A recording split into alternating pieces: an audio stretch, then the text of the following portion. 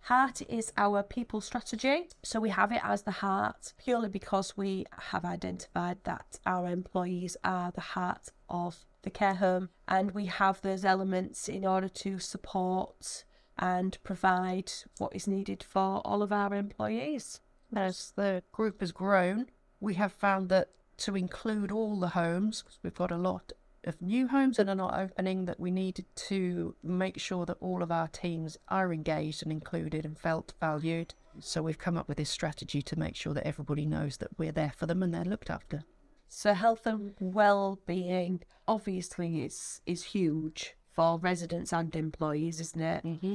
On the employee side, it might just be things that we have in terms of, you know, the mental health awareness groups, an open door policy with Rachael, or it might be fun things that we do to make sure that everybody's kind of included in everything that we do. So it might be fun days where everybody wears red to work, or we have a cupcake morning, or we have a bit of a party, or a summer fete where family and friends are all involved, or it might be something where we go totally out the box and do the fundraising sides of that as well.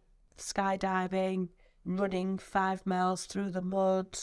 So it's just making sure that we're always doing things in the workplace, regardless of whether you are a resident or employee, to make sure that we are kind of including everybody and we're doing fun things, and that it's a fun place to work, and you want to come to work and you want to feel supported, and you know you're getting well looked after. And to support people, we do monthly bulletins from the director and myself, just to make sure that everybody's updated, because things constantly change. I run HR clinics when I go to the homes, just so people can come and see me if they've got any issues. The managers are quite aware of our mental health policies, and everybody is trained in mental health awareness, and everybody has all the details. There's posters up in the home. Any support that we can give, we are more than happy to offer any help that we can give. E is engagement. So we speak to our staff regularly. We have my clinics, we have director discussions when they go to the home, workshops. We have retention interviews with people. We do supervisions regularly and appraisals. We do staff surveys, which we've just done one. So we've done a quarterly staff survey, and it can be anonymous. So people are more likely to fill these in to find out how people feel. Are they valued? Are they engaged? Are they happy to work for us or not? So we do that as well. Yeah, as a business, we're always looking to engage our staff and look for feedback, whether that be good or bad. So we're kind of always evolving, we're always listening, and we try and rectify things that are not quite right. You can't get everything right all of the time, but we listen and we do change and evolve and adapt wherever we can, which is the beauty of the company, really.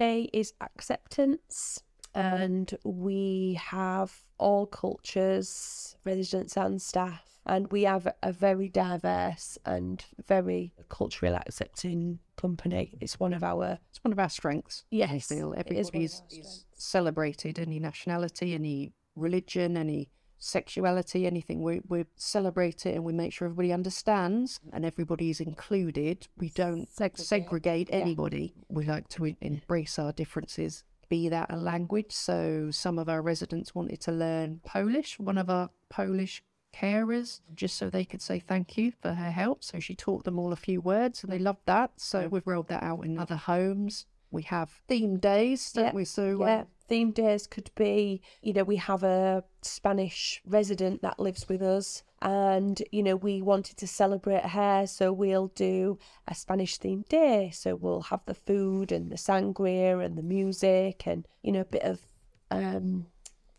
flamenco. You know, we'll do all the fun things where we can include both residents and employees in on that as well. So everybody kind of gets a little bit of a cultural day. We're all kind of learning and things like that. So they're always really great fun things to have. Or one of our employees recently brought in lots of Polish treats and sweets for us all to eat, which were very, very strange.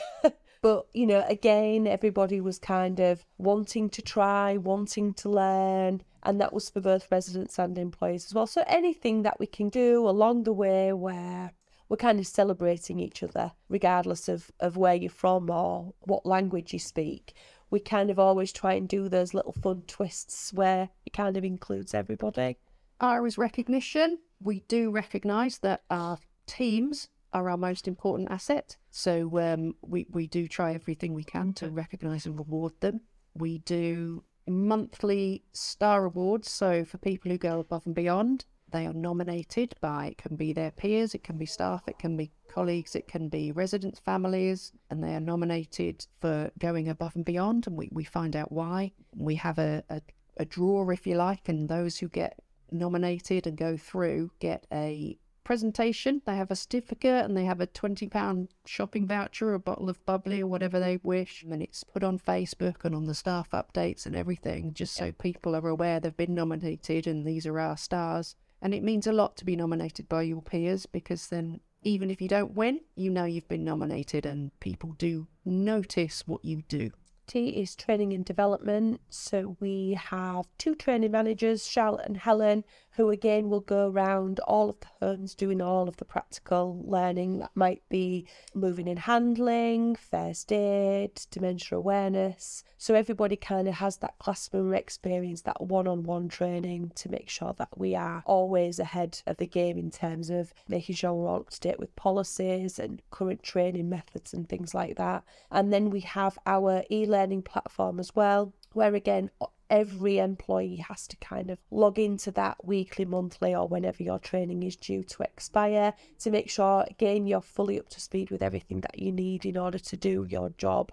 But again, we're not kind of segregated in terms of the carer has to learn this, the marketing manager has to learn this. As a group, everybody learns the same, so which is great. For me personally, that's been a fantastic tool. I've learned so much, things I didn't even know was kind of involved. But for me, that's one great aspect of the employment. We offer phenomenal training.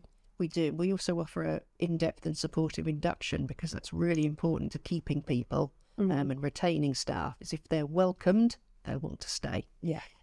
So we make sure that our new staff are looked after very well in their first few days. They shadow people, never on their own, and we catch up with them every 2, 4, 6, 8 weeks through their probation, just to make sure they're well supported. And we find we often promote from within. So a lot of our staff who started as kitchen assistants or domestics would like to have a go at care. They find they love it. Great. Then we put them on their senior course, then they become a deputy, then they become a manager. And it's the best way we've found to make a good manager, is to have done all the jobs as you've worked your way up, because you know how tough it is. It's not an easy role. And we know we've got a lot of progression opportunities, not just in the homes, but in the group. There's always new homes opening, so there's plenty of opportunities, and we support and encourage that.